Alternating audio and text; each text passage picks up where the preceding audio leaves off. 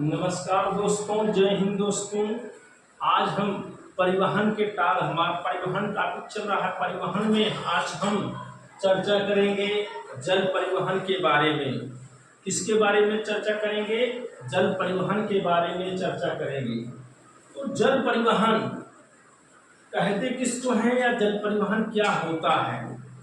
जल परिवहन महासागरों, सागरों, समुद्रों, नदियों, नहरों आदि पर जो जहाज़ों द्वारा, आने वाले जहाज़ों द्वारा जो परिवहन वस्तुओं का आयात निर्यात होता है उसे ही जल परिवहन कहा जाता है। तो केंद्रीय अंतर्देशीय जल परिवहन प्राधिकरण की स्थापना कब हुई थी? तो हुई थी कब हुई थी? 1987 को, 1987 ईस्वी को। और इसका मुख्यालय कहाँ बनाया गया? तो इसका मुख्यालय कोलकाता में बनाया गया। कहाँ? कोलकाता में बनाया गया। ठीक, चलिए, भारत के जल परिवहन को दो भागों में बांटा गया है। पहला कौन सा है? पहला है अंतर्देशीय जल परिवहन या राष्ट्रीय जल परिवहन। कौन? अंतर्देशीय या राष्ट्रीय परिवहन। और दूसरा है समुद्री परिवहन या अंतर्राष्ट्रीय जल परिवहन। दूसरा है समुद्रिक या अंतर्राष्ट्रीय जल परिवहन। अंतर्राष्ट्रीय जल परिवहन। ठीक, परिवहन को दो भागों में बांटा गया है। पहला है अंतर्देशीय जल परिवहन या राष्ट्रीय जल परिवहन। दूसरा है समुद्रिक परिवहन या अंतर्राष्ट्रीय जल परिवहन। अब देखिए, अंतर्देशीय जल परिवहन क्या होता है? जो देश के अंदर नदियों, नहरों, झीलों आदि में जो परिवहन होता है उसे आंतरिक जल परिवहन या राष्ट्रीय परिवहन कहा जाता है। 2016 तक भारत में 5 प्रमुख राष्ट्रीय जल परिवहन थे और 2016 के बाद बढ़कर वर्तमान में कितने राष्ट्रीय जलमार्ग हो गए हैं? तो राष्ट्रीय जलमार्ग की संख्या क्या हो गई है? 111 राष्ट्रीय जलमार्ग हैं।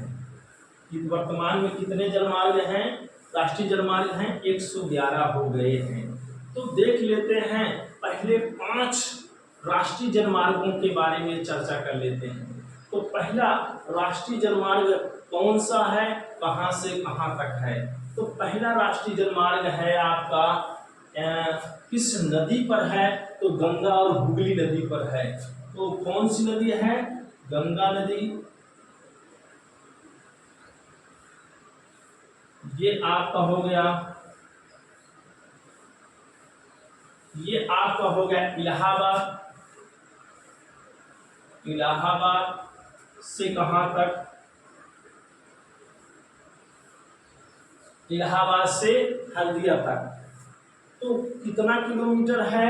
तो ये आपका है 1620 किलोमीटर। ठीक, कितना किलोमीटर लंबा है? 1620 किलोमीटर। और ये भारत का प्रथम राष्ट्रीय जलमार्ग है। और ये राष्ट्रीय जलमार्ग NW कौन सा है? प्रथम है, जिसकी लंबाई 1620 किलोमीटर। कहां से कहां तक? इलाहाबाद से हल्दिया तक। नदी कौन सी है? गंगा नदी और उसकी वितरिका हुगली नदी। कौन सी नदी है? गंगा नदी और हुगली नदी। और इसका राष्ट्रीयकरण कब हुआ? तो राष्ट्रीयकरण हुआ, ये हुआ 1986 में इसका राष्ट्रीयकरण हुआ। ठीक, और कितने राज्यों से ये होकर जलमार्ग गुजरता है? तो 4 राज्यों से गुजरता है। पहला उत्तर प्रदेश, दूसरा बिहार, तीसरा झारखंड और चौथा पश्चिम बंगाल। तो 4 राज्यों से होकर गुजरता है राष्ट्रीय जलमार्ग संख्या ANW1। तो ये पहला राष्ट्रीय जलमार्ग हो गया। दूसरा राष्ट्रीय जलमार्ग कहाँ पर है? तो दूसरा राष्ट्रीय जलमार्ग है आपका, इस कौन सी नदी है? नदी आपकी है ब्रह्मपुत्र नदी। कौन सी नदी? ब्रह्मपुत्र नदी। ब्रह्मपुत्र नदी किस नदी पर बना हुआ है? ब्रह्मपुत्र नदी पर। कहाँ से कहाँ तक? ये है सादिया से धुबरी पट्टी तक। ये आपका हो गया सादिया और ये हो गया आपका धुबरी पट्टी। धुबरी पट्टी, धुबरी पट्टी, सादिया से धुबरी पट्टी तक। लंबाई कितनी है? तो 891 किलोमीटर। और इसका राष्ट्रीयकरण कब हुआ? तो राष्ट्रीयकरण हुआ 1988 में, इसका राष्ट्रीयकरण हुआ। ठीक है। ये किस राज्य में स्थित है? तो राज्य आपका क्या है? असम राज्य। ठीक।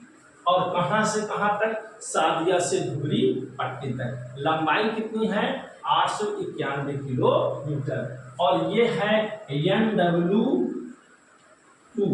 ठीक। तो राष्ट्रीय जलमार्ग संख्या 3 कहां पर स्थित है? तो ये आपका केरल राज्य। तो केरल राज्य में पड़ता है राष्ट्रीय जलमार्ग संख्या 3, जो एक नहर पर निर्मित है। तो कहाँ, कौन सी है, कहां से कहां तक है? तो ये है कोल्लम से कोट्टमपुरम तक। यहाँ पर है कोल्लम और यहाँ है कोट्टापुरम। कोट्टापुरम। ठीक। कोल्लम से कोट्टापुरम तक। लंबाई कितनी है? 205 किलोमीटर। ठीक। और इसका राष्ट्रीयकरण कब हुआ था? तो इसका राष्ट्रीयकरण हुआ था 1993 में। इसका राष्ट्रीयकरण हुआ। ठीक। क्लियर है। और कहां से कहां है? कोल्लम से कोट्टमपुरम किस राज्य में है? असम में। NW3। ठीक। और राष्ट्रीय जलमार्ग संख्या 4 कहाँ स्थित है? तो वो 3 राज्यों में पड़ता है। असम, आंध्र प्रदेश, तमिलनाडु और पुडुचेरी। और कहां से कहां तक है? तो ये आपका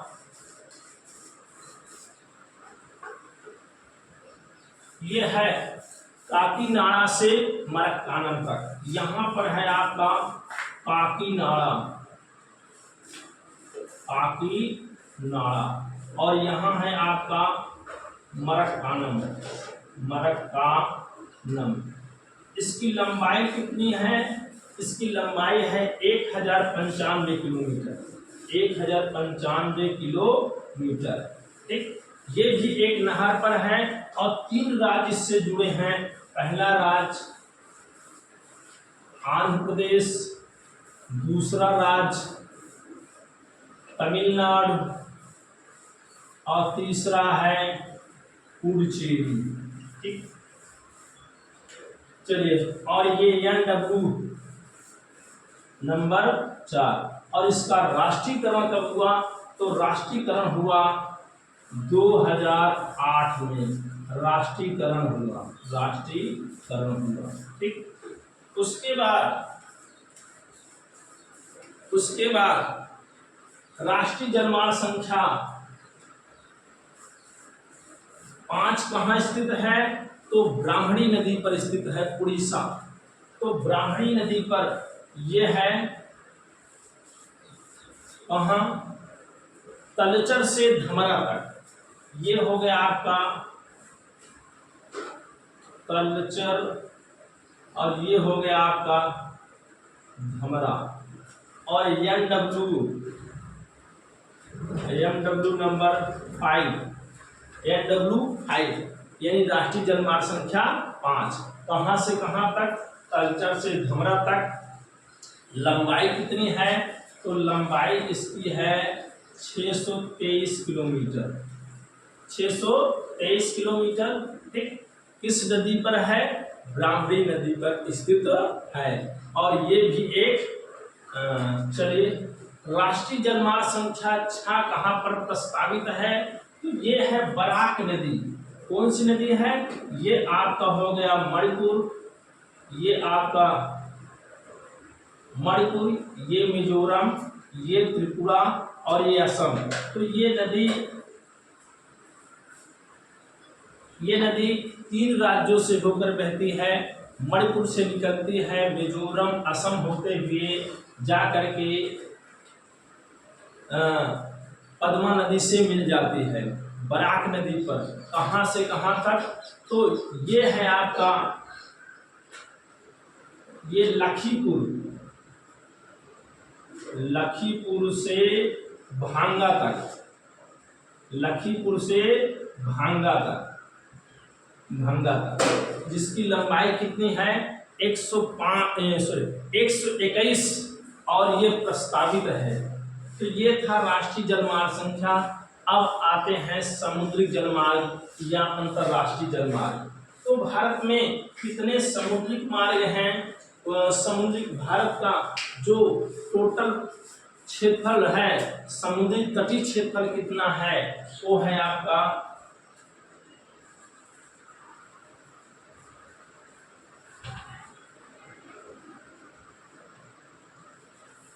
चलिए समुद्रिक मार्ग कितना समुद्री तटीय है? 7516.6।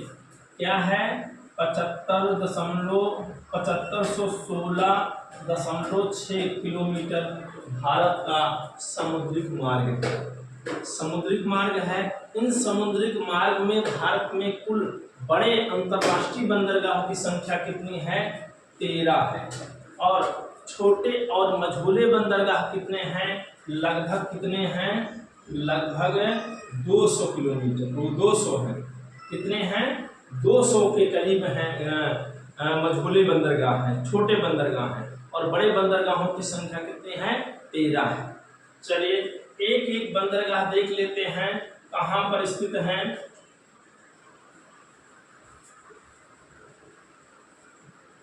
देखते हैं। तो पहला गुजरात में कौन सा बंदरगाह है? पहले राष्ट्रीय अंतर्राष्ट्रीय बंदरगाहों के देख लेते हैं। गुजरात में जो बंदरगाह आपका है गुजरात में, वो कौन सा बंदरगाह है? कांडला बंदरगाह। कौन सा है? कांडला बंदरगाह। ये एक ज्वारी बंदरगाह है और इसका नया नाम है पंडित दीनदयाल उपाध्याय बंदरगाह। कहाँ स्थित है? गुजरात में स्थित है और एक ज्वारी बंदरगाह है। ठीक, और उसके बाद कहाँ पर स्थित है? उसके बाद महाराष्ट्र में मुंबई में कौन सा बंदरगाह है? मुंबई बंदरगाह। कौन बंदरगाह? मुंबई बंदरगाह। और मुंबई बंदरगाह भारत का सबसे व्यस्ततम बंदरगाह है। मुंबई बंदरगाह भारत का सबसे व्यस्त बंदरगाह है। मुंबई के नीचे नवी मुंबई में एक बंदरगाह, मुंबई बंदरगाह के भार को कम करने के लिए कौन सा बंदरगाह स्थापित किया गया है? वो है न्हावा सेवा बंदरगाह। कौन सा? न्हावा सेवा बंदरगाह। और न्हावा सेवा बंदरगाह भारत का सबसे बड़ा कंटेनर बंदरगाह है। कौन सा? न्हावा सेवा बंदरगाह मुंबई बंदरगाह के भार को कम करने के लिए स्थापित किया गया। उसके बाद गोवा में जो बंदरगाह है, गोवा में बंदरगाह है मारवा गोवा बंदरगाह। मारवा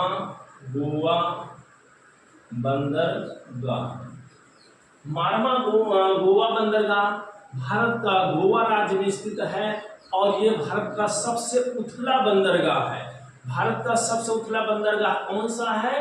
तो कौन सा है? मारवा गोवा बंदरगाह जो गोवा राज्य में स्थित है। उसके बाद ये आपका कर्नाटक है, कर्नाटक में जो बंदरगाह है न्यू मंगलुरु बंदरगाह, न्यू मंगलुरु बंदरगाह, न्यू मंगलुरु बंदरगाह कहाँ स्थित है?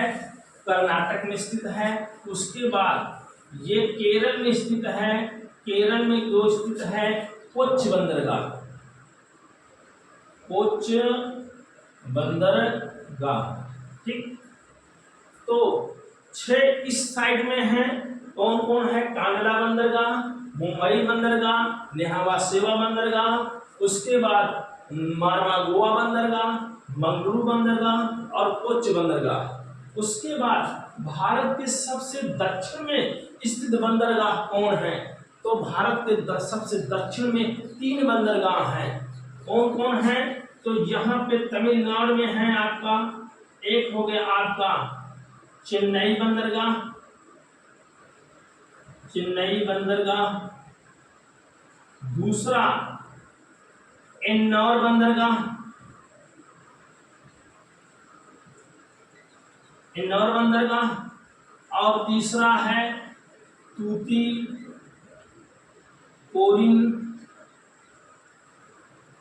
तूतीकोरिन बंदरगाह।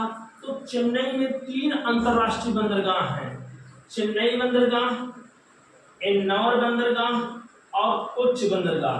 तो चेन्नई बंदरगाह भारत का सबसे बड़ा प्राकृतिक बंदरगाह है।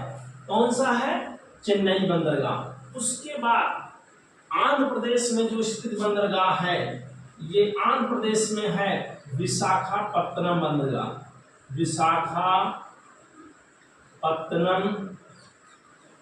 बंदरगाह, विशाखापत्तनम बंदरगाह ये भारत का सबसे गहरा बंदरगाह है और सर्वश्रेष्ठ प्राकृतिक बंदरगाह है, या डॉल्फिन नोच चट्टान के पीछे स्थित बंदरगाह है। भारत का सबसे गहरा बंदरगाह कौन सा है? तो आपका विशाखापत्तनम बंदरगाह है, ठीक, क्लियर है। उसके बाद यहाँ पर उड़ीसा में स्थित बंदरगाह कौन सा है? ओडिशा में स्थित बंदरगाह है आपका पारादीप बंदरगाह। कौन सा? पारादीप बंदरगाह। उसके बाद पश्चिम बंगाल में जो स्थित बंदरगाह है वो है आपका कोलकाता बंदरगाह, कोलकाता बंदरगाह। और कोलकाता बंदरगाह भारत का सबसे यानी 13 बंदरगाह में सबसे पुराना बंदरगाह कौन सा है? कोलकाता बंदरगाह है, ठीक है। और इसे नदी बंदरगाह भी कहा जाता है। कोलकाता बंदरगाह को क्या नदी बंदरगाह कहा जाता है। और भारत का सबसे छोटा बंदरगाह कहाँ पे है? तो भारत का सबसे छोटा बंदरगाह आपका है अंडमान निकोबार द्वीप समूह। यहाँ पर आपका कौन सा बंदरगाह है? आपका पोर्ट ब्लेयर बंदरगाह, पोर्ट ब्लेयर बंदरगाह। और पोर्ट ब्लेयर बंदरगाह भारत का सबसे छोटा बंदरगाह है। और भारत का सबसे पुराना बंदरगाह कहा जाए तो 5000 ईसा पूर्व पहले सिंधु घाटी सभ्यता के समय में जो स्थित बंदरगाह था वो था लोथल बंदरगाह, जो उस समय मिस्र की सभ्यता से, मेसोपोटामिया की सभ्यता से उस बंदरगाह से नाव के द्वारा व्यापार व्यवसाय होता। तो ये था आप जल परिवहन। तो आज के लिए बस इतना ही। जय हिंद, जय भारत, वंदे मातरम।